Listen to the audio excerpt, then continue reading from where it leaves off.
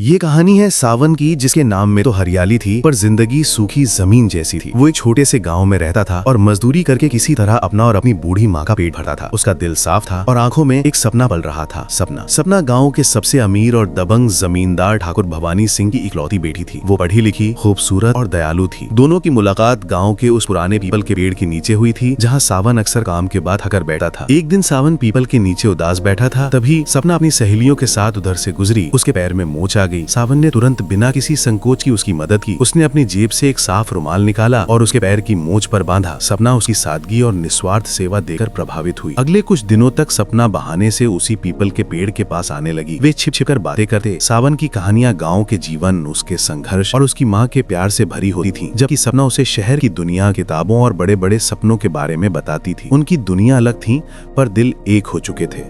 सावन की गरीबी पर सपना की नजरों में कभी शिकन नहीं आई। हम दोनों की दुनिया भले ही दो किनारों पर हो, पर हमारी मोहब्बत एक दरिया है जो इन किनारों को जोड़ता है, सावन ने एक दिन सपना से कहा था।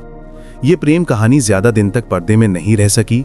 जमींदार ठाकुर भवानी सिंह को जैसे ही अपनी बेटी और एक मजदूर लड़के के बीच प्यार की खबर लगी, वो आग बबूला हो गए। ठाकुर ने सबसे पहले सावन को सबक सिखाने की ठानी।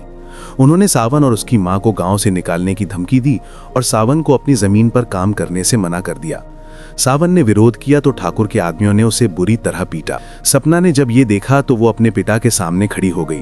उसने रोते हुए कहा, बाबूजी, सावन गरीब जरूर है पर उसका दिल आपसे और आपके धन से ज्यादा अमीर है।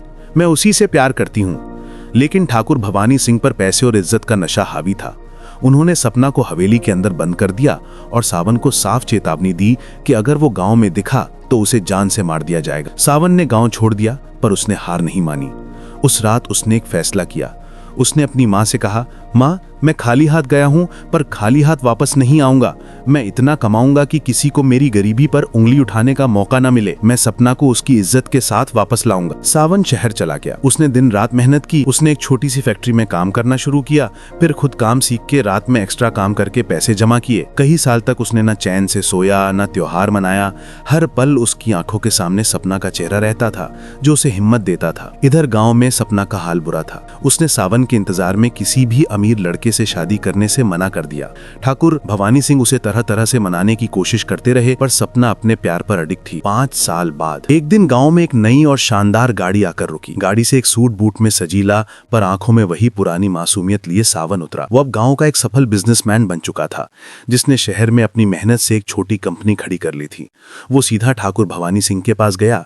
ठाकुर उसे पहचान नहीं पाए। सावन ने मुस्कुराते हुए कहा, मैं सावन हूँ ठाकुर साहब, वही गरीब आशिक जिसे आपने 5 साल पहले गांव से निकाल दिया था। ठाकुर को अपनी इज्जत पर वार महसूस हुआ पर सावन ने उन्हें रोका। मैं यहाँ बदला लेने नहीं आया ठाकुर साहब, मैं आपकी बेटी का हाथ मांगने आया हूँ। मेरे पास आज वो सब है जो आप दौलत में गिनते हैं, लेकिन सबसे बड़ी बात, मेरे पास आज भी आपकी बेटी के लिए वही सच्चा और अटूट प्यार है। मैंने अपनी गरीबी को अपनी कमजोरी नहीं बल्कि अपनी ताकत बनाया। सावन की आंखों में आत्मविश्वास और उसकी बातों में सच्चाई थी। ठाकुर भवानी सिंह की आंखें झुक गईं। उन्हें एहसास हुआ कि सावन की दौलत सिर्फ दौलत की नहीं बल्कि उसके चरित्र और दृढ़ निश्चय की थी। उन्होंने सपना को आवाज दी। जब सपना ने सावन को देखा तो उसकी आंखों में खुशी के आंसू आ गए। सावन ने मुस्कुराकर उसे देखा और वो सब समझ गई। ठाकुर भवानी सिंह ने अपनी हार स्वीकार की और दोनों को आशीर्वाद दिया। उन्होंने कहा, सावन, तुम सच में गरीब आशिक नहीं बल्कि सबसे अमीर दिल वाले आशिक हो। आज मुझे समझ आया कि दौलत से ज्यादा कीमती क्या होती है। इस तरह सावन और सपना की प्रेम कहानी ने गांव को सिखाया कि सच्चा प्यार ना तो गरीबी से डरता है और ना ही अमीरी के सामने झुकता है। ये कहानी संघर्ष, त्याग और सच्चे प्रेम की जीत की एक मिसाल बन गई। क्या आप इस कहानी का भाग 2 देखना चाहते हो तो आप लाइक और सब्सक्राइब करें।